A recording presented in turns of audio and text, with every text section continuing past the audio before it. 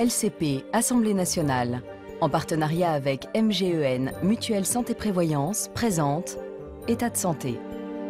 S'intéresser plus particulièrement à un des coupables, en tout cas un des éléments qui est mis en accusation dans ce débat, c'est-à-dire les adjuvants. Est-ce qu'il faut en avoir peur? Quelles sont les questions qui sont posées autour de ces adjuvants qui sont introduits dans les vaccins? Reportage, on se retrouve juste après.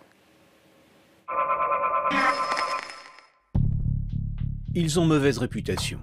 Ils sont accusés de provoquer des maladies. Ce sont les adjuvants à base d'aluminium. Pourtant, ils sont présents dans de nombreux vaccins. Et grâce à eux, la réponse immunitaire de notre organisme est stimulée. On les retrouve par exemple dans le vaccin contre l'hépatite B ou dans le DT polio, obligatoire chez tous les jeunes enfants. Ils sont utilisés depuis 1926. Mais depuis les années 1990, ils sont régulièrement montrés du doigt. Certains, comme Marie-Laure, estiment que les adjuvants sont à l'origine de leur maladie. J'ai mon petit t-shirt. Un combat qu'elle mène depuis 1997, date où elle est tombée malade. Avant cette époque, elle était assistante maternelle dans cette école, dans le 8e arrondissement de Paris. Poussée par son médecin, elle décide de se faire vacciner contre l'hépatite B. Quelques semaines plus tard, son état de santé se dégrade. Et pour elle, aucun doute, c'est le vaccin qui en est responsable. Moi, je suis convaincue que c'est le vaccin qui m'a rendue malade parce que quand on me voyait avant la vaccination et quand on m'a vu après, il n'y a pas de doute. J'étais quelqu'un d'énergique, une mère de 3 enfants. Je faisais de la gym 2 fois par semaine, de l'aquagym le dimanche. Je faisais plein de choses. Et après ces vaccins, je suis devenue une loque. C'est-à-dire que maintenant, je me considère comme une personne âgée de plus de 80 ans. À 54 ans, Marie-Laure se sent tout le temps fatiguée. Plusieurs fois dans la journée, elle doit se reposer pour calmer ses douleurs musculaires. Pire encore, Marie-Laure prend aussi de la morphine tous les jours, un traitement qui dure depuis plus de 10 ans, et qui l'oblige à être suivie sur le long terme. Ainsi, tous les 6 mois, elle se rend à l'hôpital. L'occasion de faire le point avec un spécialiste de la myofascite, sa maladie. Pour le moment, il est incapable de la guérir. Il peut juste soulager sa douleur. Bonjour. Bonjour docteur. Entrez. Bon, je voulais revoir certains points avec vous. La dernière... Lui aussi estime que les adjuvants pourraient être à l'origine des soucis de santé de Marie-Laure. Moi, que les choses soient très claires, je ne suis absolument pas du tout un adversaire des vaccinations, bien au contraire. Je suis un fervent défenseur des vaccinations, mais c'est d'ailleurs pour cela que je pense qu'il faut comprendre pourquoi les vaccinations peuvent entraîner des effets secondaires. En fait, les adjuvants sont composés de sel d'aluminium. D'après certains médecins, ce seraient eux les responsables du déclenchement de certaines maladies. Le professeur Gherardi travaille depuis plusieurs années sur le sujet. Directeur de recherche à l'hôpital Henri Mondor, il cherche à prouver que ces sels d'aluminium seraient responsables de la maladie de Marie-Laure.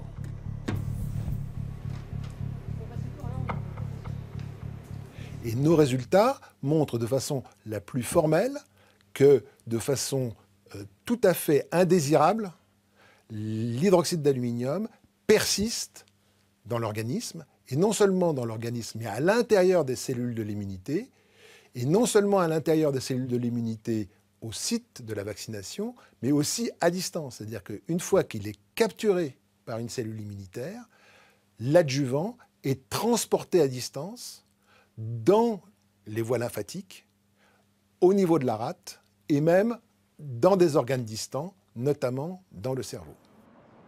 Des recherches qui sont pourtant loin de convaincre la communauté scientifique.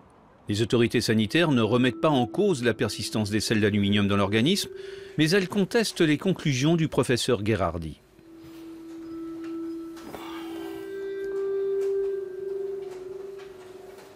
Alors, le professeur Gherardi a trouvé dans les muscles des personnes qui avaient été vaccinées, il a montré qu'il y avait de l'aluminium. C'est quelque chose qui est parfaitement reconnu, admis.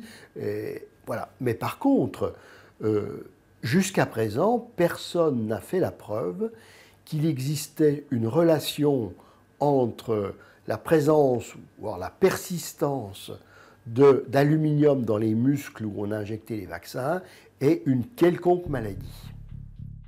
Pour la majorité des médecins, les sels d'aluminium ont prouvé leur efficacité et leur innocuité. Il n'y aurait donc aucune raison de s'en passer. Et selon l'Agence nationale de sécurité du médicament et des produits de santé, il n'y a pas d'alternative. L'aluminium est nécessaire en tant qu'adjuvant sur ce type de vaccin particulièrement pour obtenir une bonne réponse.